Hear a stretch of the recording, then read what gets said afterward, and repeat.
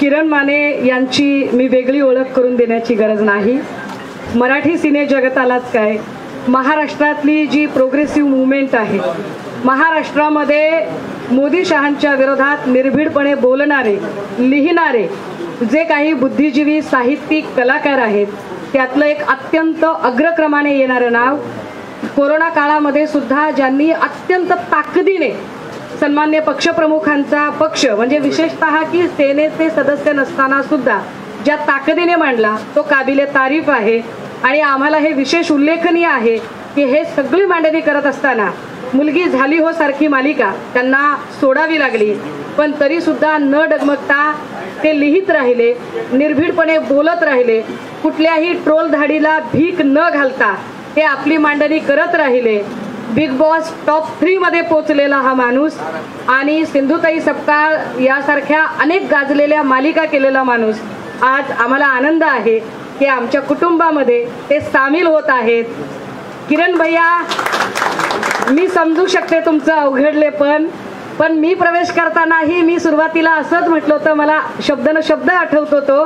मी असं म्हटलं होतं की मी नवीन आहे, मला इथले चहा साखरेचे डबे माहीत नाहीत, पण मी खात्रीने सांगते 1 वर्षात सुनील प्रभू साहेब असतील, वायकर दादा असतील, अनिल परब सर असतील, सगळी माणसं म्हणजे पक्षप्रमुख तर आहेतच, पण या सगळ्या लोकांनी इतकं लहान बहिणीसारखं सांभाळून घेतलंय की आता मी छोटे छोटे जिऱ्या मोहरीचे आणि हिंग आणि अगदी सेंद्रिय मिठाचे सुद्धा डबे सांगू शकते.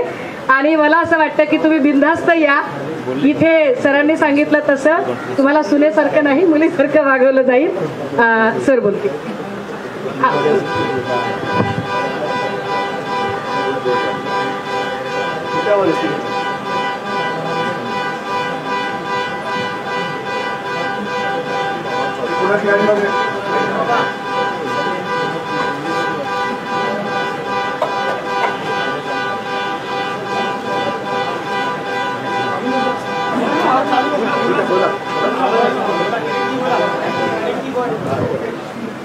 सगळ्यांना जय महाराष्ट्र.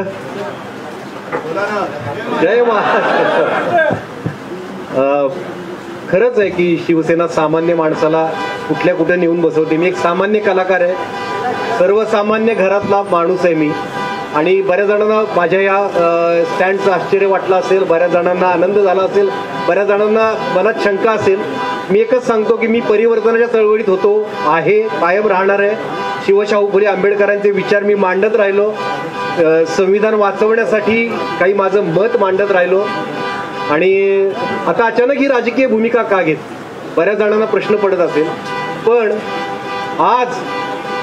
आजच्या घडीला अत्यंत विपरीत परिस्थितीत वातावरण गढूळ झालेलं असताना, संविधान धोक्यात आलेलं असताना, एकमेव राजकारणातला एकमेव माणूस असा, एकमेव नेता असा आहे की जो लढतोय याच्या विरोधात. आणि महाराष्ट्रात जर कुणाला संविधान वाचवण्यासाठी, लोकशाही वाचवण्यासाठी जर प्रयत्न करायचा असतील तर उद्धवजी ठाकरेंच्या पाठीशी उभं राहणं अत्यंत गरजेचं आहे असं मला मनोमन पटलेलं आहे. मी याच्यावर प्रचंड विचार केलेला आहे. हा निर्णय काही सहजासहजी घेतलेला नाही. प्रबोधनकार ठाकरेंशी आपलं एक वैचारिक नातं आहे. ती वैचारिक नाळ, रक्ताची नाळ तर आहेच, वैचारिक नाळही यांच्याकडे आहे. प्रबोधनकार ठाकरेंचे विचार अगदी कणाकणाने या माणसाच्या मनामेंदूत मुरलेले आहेत, रक्तात आहेत. प्रबोधनकार ठाकरेंचं एक वाक्य आहे जे कायम आजच्या घडीला प्रत्येकानं ते आठवलं पाहिजे की धर्मसत्ता आणि राज्यसत्ता जर एक झाल्या तर या प्रजेचे हाल कुत्रेही खाणार नाही. तर हे इतकं खरं आहे. आणि जे आपण आता बघतोय पुढच्या काळात हे होऊ पाहतंय. तर अशा वेळी एक कलाकार म्हणून, संवेदनशील कलाकार म्हणून आणि या भारत देशाचा नागरिक म्हणून, सजग नागरिक म्हणून मी सुद्धा गप्प बसू शकत नाही. मलाही वाटतं, मी तुकोबारायांचा आदर्श घेतलाय, बुडता हे जन न देखवे डोळा, येतो कळवळा म्हणून. तर मला असं वाटतं की मी आता यात सक्रिय याच्यात उतरलं पाहिजे. आणि आपण मनाने निर्मळ असलो आणि आपण प्रामाणिक असलो तर कसलाही अडथळा येणार नाही असं मला आत्ता तरी वाटतंय. मी मनापासून शिवसेना जी काही माझ्यावर जबाबदारी टाकेल आणि ती मी मनापासून पार पाडेन. आणि मी झटेन की या देशातल्या सर्वसामान्य नागरिकाला चांगले दिवस बघायला मिळावेत. स्वातंत्र्य, समता, बंधुता आणि न्यायावरचा जो विश्वास उडत चाललाय तो परत यावा. स्वातंत्र्य मिळावं, समता यावी, यासाठीच आपण झटतोय. आपण सगळे दुसऱ्या कुठल्याही कारणासाठी झटत नाही. माझा दुसरा कुठलाही उद्देश नाही राजकीय प्रवेश घेण्यामागचा. एवढं मी सांगतो. बाकीचं सगळं बोलायला नंतर खूप दिवस आहेत. मी बोलत राहीन. धन्यवाद. जय महाराष्ट्र. किरणजी, तुमचं मनापासून स्वागत करतोय.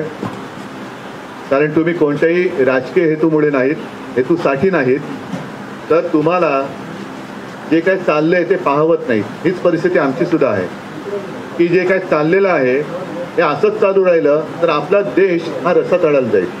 आणि आज मला तुमच्या निमित्ताने, त्यावेळेला आपण सगळे लहान होतो, काहींचे जन्म नसतील झाले, पण जनता पक्षाचा काळ आठवतो.